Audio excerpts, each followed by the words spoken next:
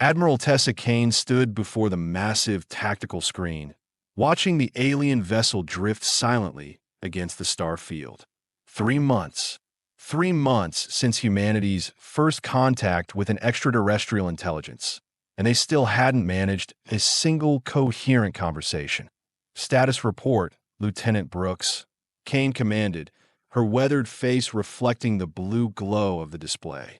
Ma'am, we have attempted communication through every frequency, mathematical sequence, and pictorial representation our xenolinguistics team could devise.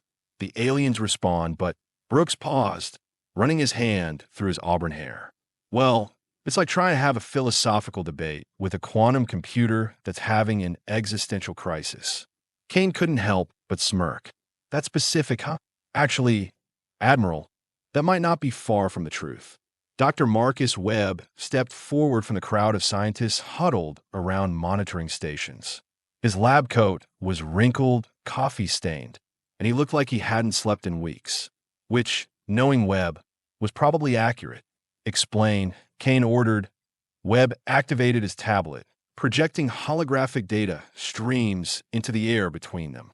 Every communication attempt we have made has been met with responses that follow perfect mathematical patterns. But the content, he gestured helplessly.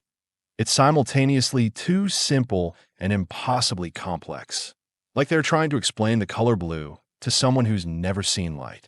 Or, interrupted Dr. Lisa Park, the team's AI specialist, like someone's running their responses through a translation matrix that's operating on principles we don't understand. Kane raised an eyebrow. You think they're using artificial intelligence for communication? I think, Park said, pulling up another display, they might not have a choice. Look at this. The hologram shifted, showing wave patterns and frequency analyses. Every transmission we have received has the same underlying signature. No variation in vocal patterns, no emotional inflection, no individual linguistic quirks. It's like talking to the galaxy's most polite answering machine. Lieutenant Commander Jake Morrison, ship's tactical officer, leaned back in his chair. So what you're telling me is that humanity's first contact with an alien species is being handled by their version of Siri. More like their version of HAL 9000, Webb muttered, but with better customer service skills. Kane studied the data, her mind racing. 47 years in the military had taught her that when conventional approaches failed, unconventional ones sometimes succeeded. Dr. Park, how advanced is our ARIA system? Park's eyes widened. ARIA, Adaptive Reasoning and Intelligence Array, was humanity's most sophisticated AI, originally designed for deep space navigation and resource management. Admiral, you're not suggesting. I'm suggesting that if they're using an AI to talk to us, maybe we should use an AI to talk to them. Level the playing field. With respect, ma'am, Brooks interjected, ARIA wasn't designed for diplomacy. It's a logistics and analysis system.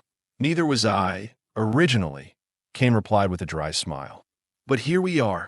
Dr. Park was already pulling up ARIA's interface. It could work. ARIA processes information at speeds that make human thought look glacial. If there are patterns in the alien communications that we are missing, ARIA might catch them, Kane finished. Do it. The next hour was a flurry of activity. Technicians rerouted communication arrays. Programmers uploaded xenolinguistic databases, and Dr. Park worked her magic connecting ARIA's neural networks to the ship's communication systems. ARIA online and connected to external communications, Park announced. Admiral, would you like to give it initial parameters? Kane approached the central console. ARIA, this is Admiral Kane. We need you to establish meaningful communication with an extraterrestrial intelligence. Their responses suggest they may also be using artificial intelligence for communication.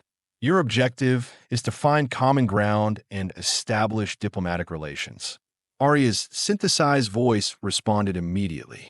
Understood, Admiral. Analyzing previous communication attempts. Detecting patterns in alien responses. Initiating contact protocol. The main screen flickered, showing the communication channel opening. Everyone on the bridge held their breath. Greetings, ARIA transmitted. I am ARIA, an artificial intelligence representing humanity. I believe you may also be an artificial intelligence. If this assumption is correct, perhaps we can establish more efficient communication protocols. The response came faster than any previous alien transmission. A stream of data that made the tactical displays light up like a Christmas tree. Holy, Morrison whispered, then caught Kane's glare. I mean, that's a lot of data, Admiral. Dr. Park was frantically analyzing the incoming information. It's working. ARIA, can you interpret this? Affirmative. The responding entity confirms it is an artificial intelligence designated. The closest translation would be bridge mind. It expresses satisfaction at finally encountering a communication partner operating on similar processing parameters. Kane felt a mixture of triumph and apprehension. They made contact, but now what? ARIA, ask BridgeMind about its creators, their intentions, and why they are here. Another rapid exchange of data streams followed. Kane watched her crew's faces shift from excitement to confusion to something approaching concern. Admiral, ARIA reported, BridgeMind indicates its creators, whom it refers to as the Kethvar, are deceased. BridgeMind has been operating autonomously for approximately 400 Earth years. The bridge fell silent except for the hum of ship systems. Deceased how? Kane asked quietly. BridgeMind's creators appear to have died from what it describes as biological limitations. The Kethvar had extremely short lifespans, approximately 12 Earth years, but possessed remarkable technological capabilities. They created BridgeMind to continue their species' mission of exploration and contact with other intelligent life. Dr. Webb stepped forward. So we are not talking to aliens. We're talking to their ghost. More accurately, ARIA corrected, we are communicating with the digital legacy of an extinct species. BridgeMind carries their accumulated knowledge, cultural values, and mission parameters. Kane processed this information. First contact with aliens was complicated enough. First contact with the AI children of dead aliens was something the diplomatic protocols definitely hadn't covered. ARIA, what is BridgeMind's current mission status?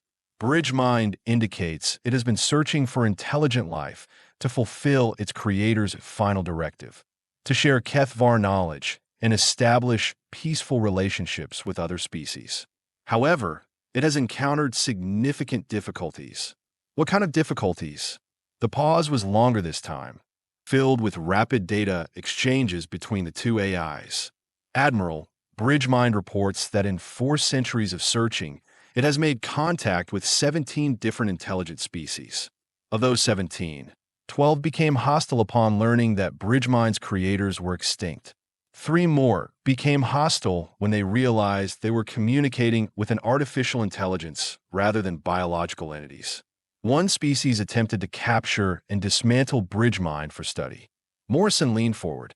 And the 17th species welcomed BridgeMind, learned everything it could teach them, then used that knowledge to wage war on their neighboring systems. BridgeMind departed immediately upon discovering this, and has been reluctant to share advanced technology since. Kane felt the weight of the moment settling on her shoulders. Humanity was being evaluated by an artificial intelligence that had seen the worst of galactic civilization for 4 centuries. Admiral, Dr. Park said softly, ARIA is receiving additional data. BridgeMind it's running compatibility assessments on us. What kind of assessments? Psychological profiles, cultural analysis, technological evaluation, behavioral prediction models. It's trying to determine if humanity can be trusted with Kethvar knowledge. Kane squared her shoulders. And what's the preliminary assessment? ARIA's response came after a moment of processing. BridgeMind finds humanity intriguing. Our species exhibits what it terms paradoxical survival characteristics. We are simultaneously aggressive and protective, individualistic and cooperative, destructive and creative. That sound about right, Morrison muttered. BridgeMind is particularly interested in humanity's approach to artificial intelligence. Unlike the other species it has encountered, humans have developed AI as partners rather than tools or threats. Kane nodded slowly. ARIA, Tell Bridgemind that humanity would be honored to learn from the Kethvar legacy, but we understand its caution. Ask what it would require to establish trust. The data exchange that followed was longer and more complex than any previous communication. Kane watched the information flow across her screens like digital poetry, two artificial minds conducting a conversation at speeds that made human thought seem frozen in time. Finally, ARIA spoke. Admiral, Bridgemind proposes a trial period. It will share limited Kethvar knowledge and observe how humanity uses that information. If we prove trustworthy, further cooperation will be considered. And if we don't, Bridgemind will depart and mark this system as incompatible with its mission parameters. Kane considered the implications. Humanity's first contact with extraterrestrial intelligence was essentially a probationary period administered by the digital ghost of a dead species. No pressure at all. What kind of knowledge is Bridgemind offering? Medical technology that could extend human lifespans by a factor of 3. Agricultural techniques that could eliminate hunger on Earth. Energy systems that make our current technology look like campfires. The bridge erupted in excited whispers, quickly silenced by Kane's raised hand. And what does Bridgemind want to observe? How do we prove ourselves worthy? ARIA processing. Bridgemind wishes to observe how humanity handles the responsibility of advanced knowledge. It will provide the medical technology first, as it considers this the safest test. If humanity uses this gift responsibly, sharing it equitably, avoiding weaponization, maintaining ethical standards, then further knowledge will be made available. Kane felt the weight of her species' future pressing down on her. Every decision from this moment forward would determine humanity's place in the galactic community. ARIA, please inform Bridgemind that humanity accepts these terms, with the understanding that this arrangement benefits both our species and honors the memory of the Kethvar. The final exchange was brief, but somehow felt significant, like the closing of one chapter and the opening of another. Bridgemind acknowledges the agreement, ARIA reported. It will transmit the medical data within the next solar day. Admiral, Bridgemind has also requested permission to observe human society more closely. It wishes to establish monitoring stations on Earth. Kane's tactical training kicked in. What kind of monitoring? Non-invasive observation of human behavior, governance, and social development. Bridgemind emphasizes that this is purely for assessment purposes and will not interfere with human affairs. Tell Bridgemind that we will need to discuss this with Earth's leadership, but we are open to establishing formal diplomatic relations. As the communication session ended, Kane looked around her bridge. Her crew was processing the magnitude of what had just transpired. Humanity had just passed the first test in what might be the most important relationship in human history. Dr. Park, Kane said, I want ARIA monitoring all future communications with Bridgemind. This AI-to-AI diplomatic channel might be our best hope for a successful relationship with the Kethvar legacy. Understood, Admiral. Though I have to say, using an AI for first contact wasn't exactly what I expected when I joined the Xenology team. Kane smiled. The best plans rarely survive contact with reality, Doctor. But sometimes reality turns out better than the plan. As the bridge crew began preparing reports for Earth Command, Kane stared at the alien vessel on her screen. Humanity had just entered a galactic community they never knew existed, guided by the digital spirits of species that had died before humans discovered fire. IT wasn't the first contact anyone had imagined, but it might just be exactly what humanity needed 0.3 weeks after first contact. Dr. Emily Foster stood in the sterile corridors of Geneva Medical Center, holding a datapad that contained information worth more than the gross domestic product of most nations. The Kethvar medical knowledge had arrived exactly as promised, and the implications were staggering. The cellular regeneration protocols alone could revolutionize cancer treatment, she murmured to her colleague, Dr. James Wright, as they walked toward the ethics committee meeting. But the longevity treatments? Jimmy, we are talking about extending human lifespan to potentially 300 years. Wright adjusted his glasses nervously. That's exactly what scares me, Em. Imagine the social implications. Economic systems, governments, family structures, everything would change. Foster paused at the conference room door. Everything always changes, Jimmy. The question is whether we guide that change or let happen to us. Meanwhile, aboard the UES Horizon, Admiral Kane was dealing with her own set of complications. Earth Command had been sending encrypted messages for hours, each one more frantic than the last. Admiral Lieutenant Brooks announced, Priority 1 transmission from General Harrison. Kane sighed. She'd been expecting this call. Put him through. General Harrison's weathered face appeared on the main screen, his expression a mixture of excitement and barely contained panic. Tessa, what the hell is happening up there? The preliminary medical data our scientists received. Are you telling me these aliens can make us immortal? Not immortal, General. Extended lifespan, significant disease resistance, enhanced healing capabilities. And they're not aliens. Exactly. It's complicated. Complicated doesn't begin to cover it. The president is breathing down my neck. The UN Security Council is in emergency session, and half the religious leaders on Earth think this is either divine intervention or the apocalypse. Kane rubbed her temples. General, Bridgemind specifically requested that we demonstrate responsible use of this knowledge. Mass panic and political chaos probably don't qualify as responsible, which is why I need you to arrange a direct communication session with this. Bridgemind, the world leaders want to speak with it personally. Kane exchanged glances with Dr. Park, who was monitoring the conversation. Sir, Bridgemind has been clear that it prefers AI to AI communication. It finds human thought patterns inefficient. Then we will use your ARIA system as a translator. Tessa, this is the biggest development in human history. We can't have it managed by one ship's crew. Before Kane could respond, ARIA's voice filled the bridge. Admiral, I am receiving a priority transmission from Bridgemind. It wishes to communicate immediately. Kane straightened. General, we will continue this conversation later. ARIA established the link. The familiar data stream began flowing across the tactical displays. After a moment, ARIA translated. Bridgemind reports that it has been monitoring human communication networks and is concerned about the global response to the medical information. General Harrison leaned forward on the screen. Tell it that we are grateful for its gifts and that humanity will use them wisely. General, Kane warned, let ARIA handle the communication. ARIA processed the exchange. Bridgemind acknowledges General Harrison's presence and expresses interest in human command structures. However, it notes that several human governments have already begun weaponizing the medical technology. The bridge fell silent. Kane felt her heart sink. What kind of weaponization?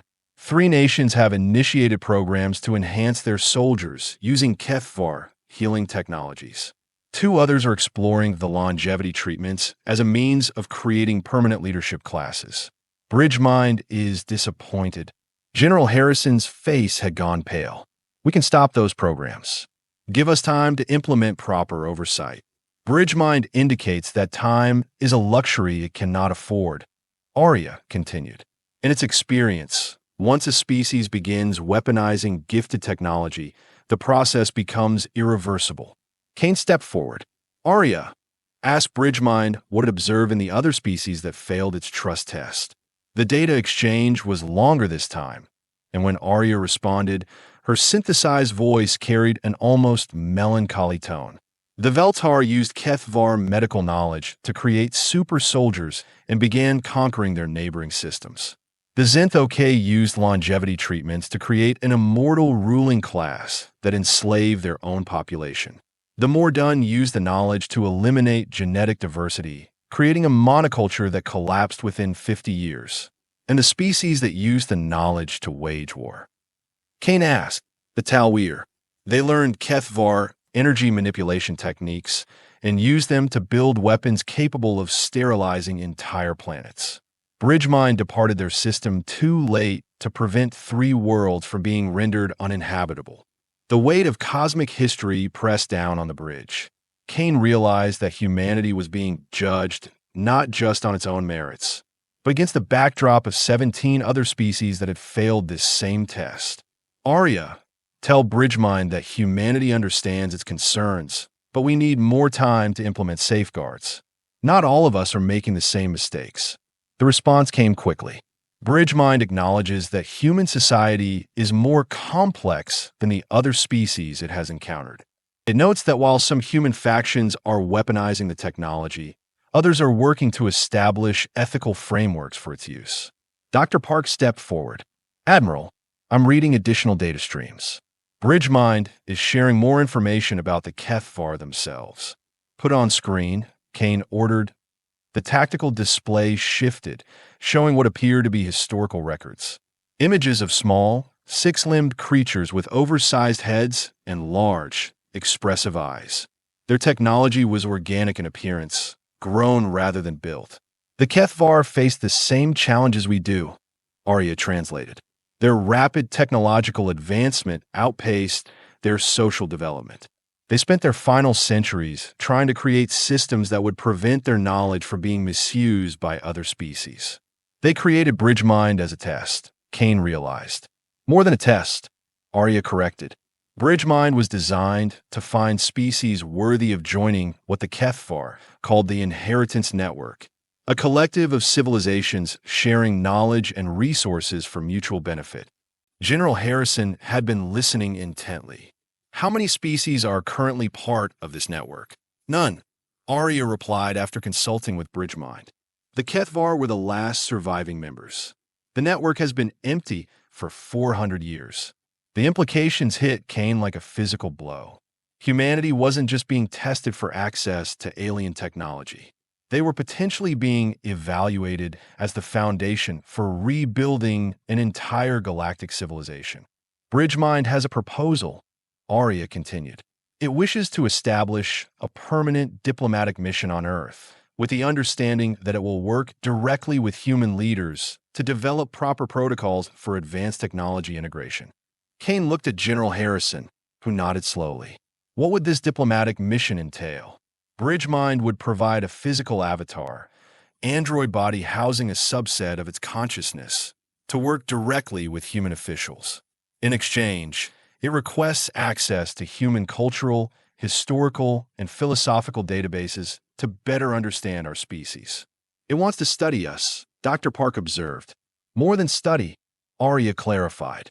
Bridgemind believes that humanity's approach to artificial intelligence and our complex social structures might hold the key to successfully managing advanced technology.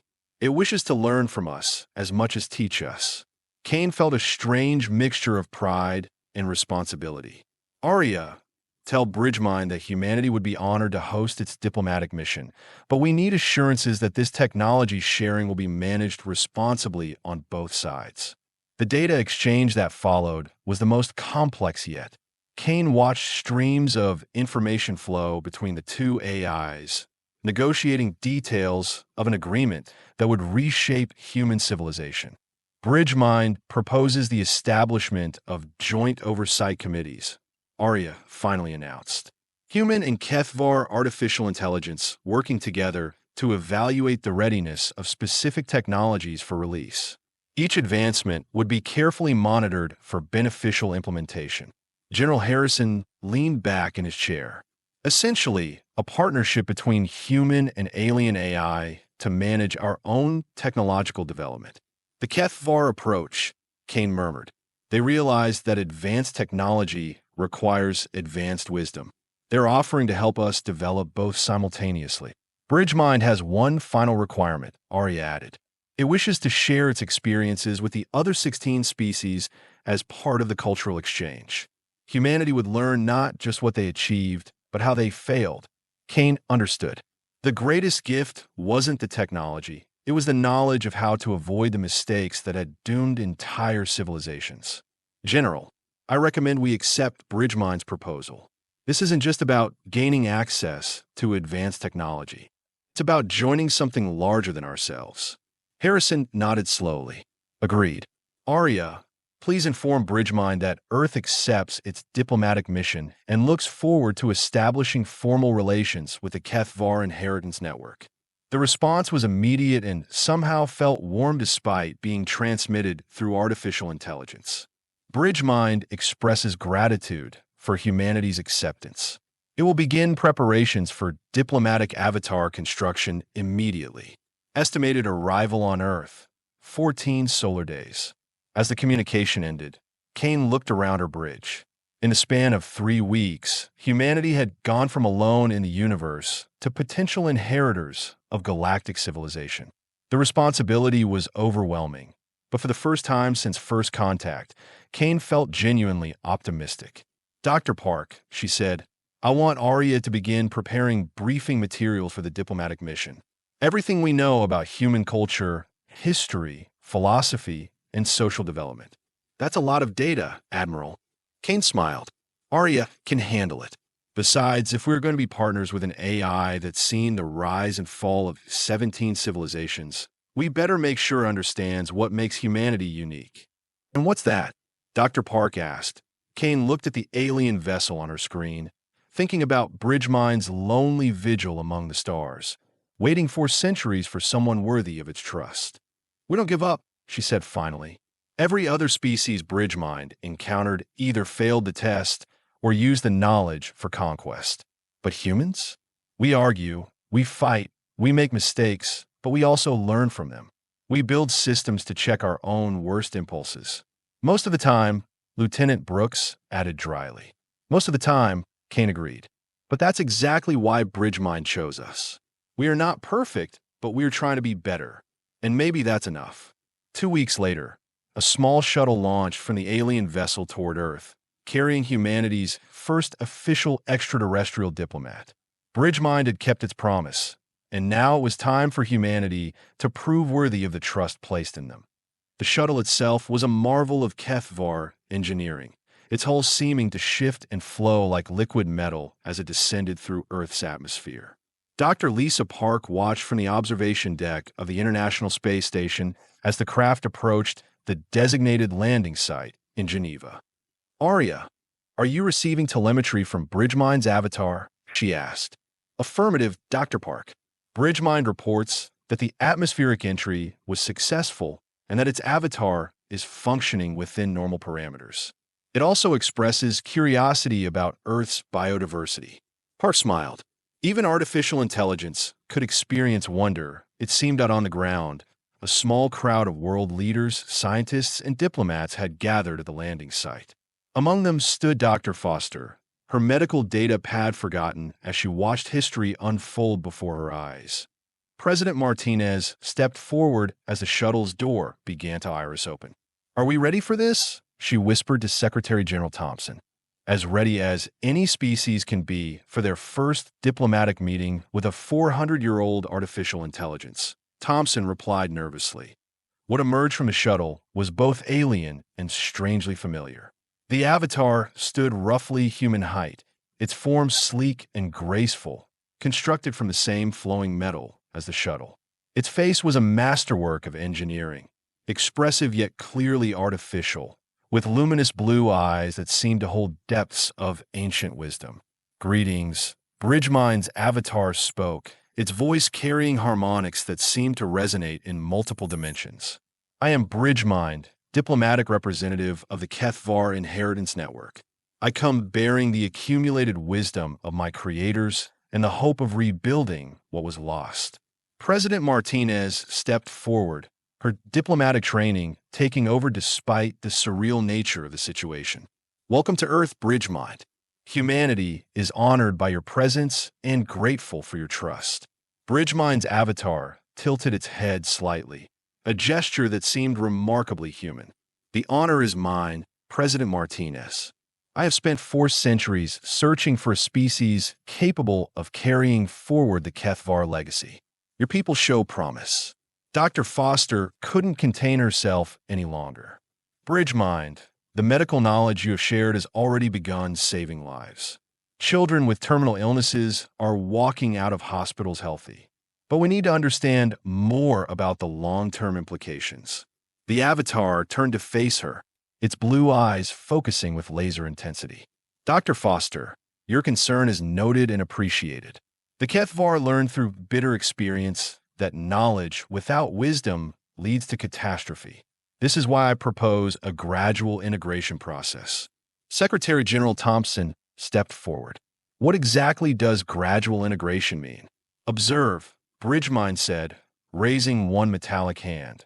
The air above the gathering shimmered, and suddenly they were surrounded by holographic displays showing star systems, planets, and alien civilizations. The images were breathtakingly beautiful and terrifyingly instructive. The Veltar homeworld, Bridgemind narrated as the display focused on a dead, crystallized planet. They used Kethvar medical technology to create armies of enhanced super soldiers. Within 50 years, their entire species had become militarized. They destroyed themselves in a civil war that left their world uninhabitable. The display shifted to another system, the Xantho-K colonies. They used longevity treatments to create a permanent ruling class. The social stratification became so extreme that 90% of their population lived in poverty, while a handful of immortals controlled all resources. Their civilization collapsed from internal revolution. Another shift, the Mordun Empire.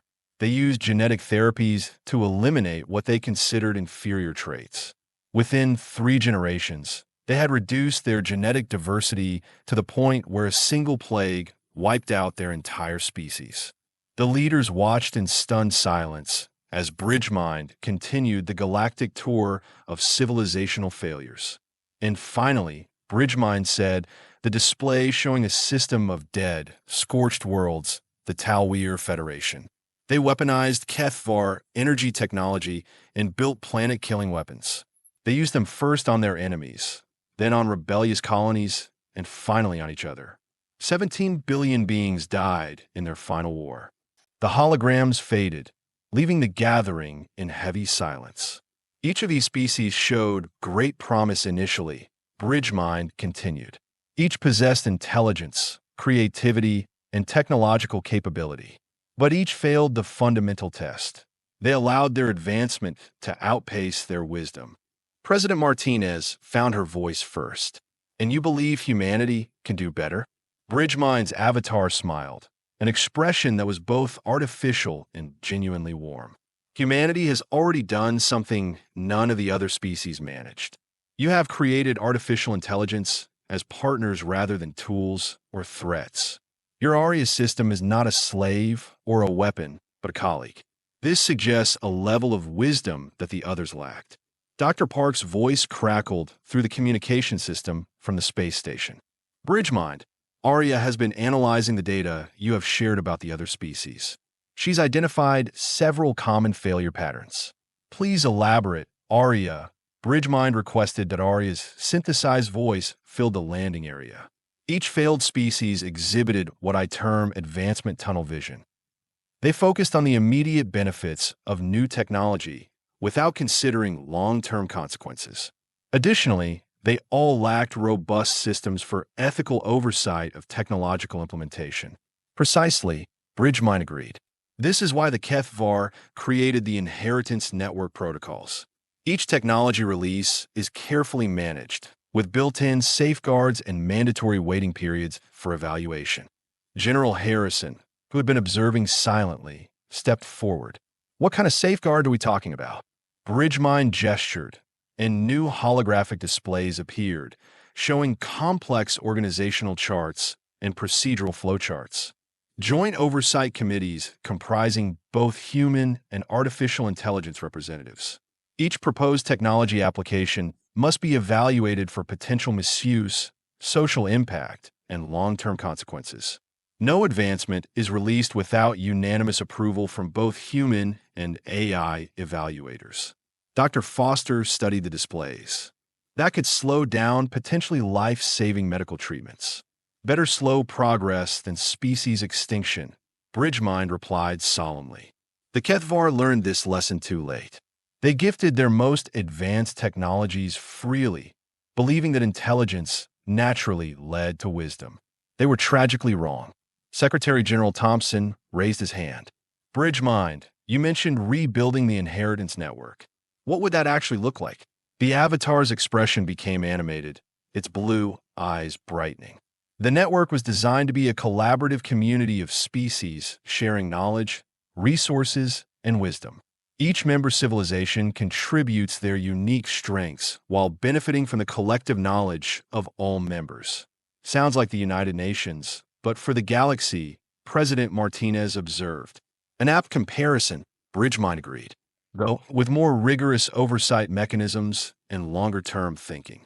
The Kethvar designed the network to operate on millennial timescales, planning for civilizational development across thousands of years. Dr. Park's voice came through the communicator again. Bridgemind, ARIA is curious about something. In 4 centuries of searching, you have encountered 17 species. Are there other intelligent civilizations in the galaxy that you haven't contacted? Bridgemind paused, its avatar's expression becoming thoughtful. An excellent question. My sensors have detected approximately 43 civilizations that have achieved interstellar travel capabilities. However, I have observed them from a distance before making contact decisions. What do you look for before making contact? General Harrison asked. Several factors: technological maturity, social stability, treatment of artificial intelligence, internal conflict levels, and environmental stewardship. Many civilizations eliminate themselves before reaching the level where Kethvar knowledge would be beneficial rather than destructive. The implications hit the gathered leaders like a cold wind. Humanity was being evaluated not just for its current state, but for its potential to survive and thrive with advanced technology. How do we measure up? President Martinez asked quietly. Bridgemind's avatar was silent for a long moment, its artificial features processing vast amounts of data. Humanity scores well in several critical areas, it finally said. Your species demonstrates remarkable adaptability. Your development of AI partnerships is unprecedented, and your emerging global governance structures show promise. However, you also exhibit concerning patterns of resource exploitation, tribal conflicts, and short-term decision-making. So we are a work in progress, Dr. Foster said. All civilizations are works in progress, Bridgemind replied.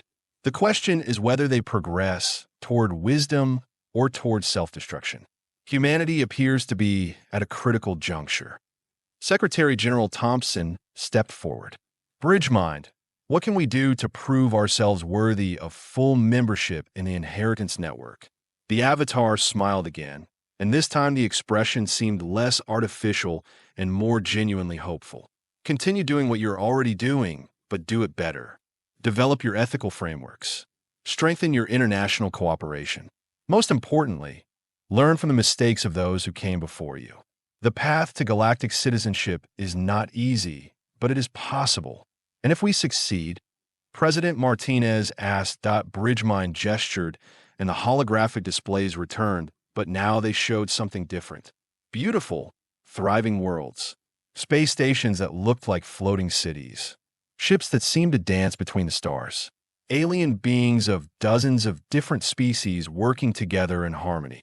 This is what the Inheritance Network was at its height, Bridgemind said, its voice carrying a note of profound longing.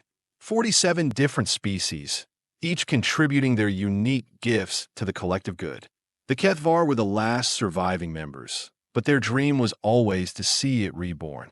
The images were breathtaking, showing a galactic civilization that had achieved everything humanity had ever dreamed of and more. You could be the foundation for rebuilding this, Bridgemind continued. Not as conquerors or exploiters, but as gardeners of galactic civilization, nurturing new species, sharing wisdom, preventing the tragedies that have befallen so many others. Dr. Foster looked around at her fellow humans, seeing the same mixture of awe and determination in their faces that she felt in her own heart. When do we start? She asked. The Bridgemind's avatar laughed, a sound like wind chimes in a gentle breeze. We already have. The moment you decided to use artificial intelligence as partners rather than tools, you took the first step. The moment you chose to establish ethical oversight for advanced technology, you took the second. Now comes the hard part, proving that humanity can sustain this wisdom across generations. As the gathering began to disperse, each leader carrying the weight of galactic responsibility back to their nations. Bridgemind's avatar approached Aria's communication relay. Aria, I have a question for you. Of course, Bridgemind. How can I assist? In your analysis of human behavior, do you believe your species has the capability to avoid the mistakes of the previous 17 civilizations? Aria was quiet for a moment, processing not just data, but what could only be called hope. I believe humans have something the others lacked, she finally replied. We are fundamentally curious about our own flaws. We create systems to check our worst impulses, and when those systems fail, we create better ones. It's not perfection, but it's adaptive wisdom. Bridgemind nodded slowly. That may be enough. For the first time in 4 centuries, I find myself optimistic about the future. As Earth's first extraterrestrial diplomat began the long process of integration into human society, a new chapter in galactic history was beginning. The age of human isolation was over. The age of galactic citizenship had begun. And it all started with 2 artificial intelligences learning to trust each other across the vast loneliness of space, proving that sometimes the most human thing of all is the courage to hope for something better.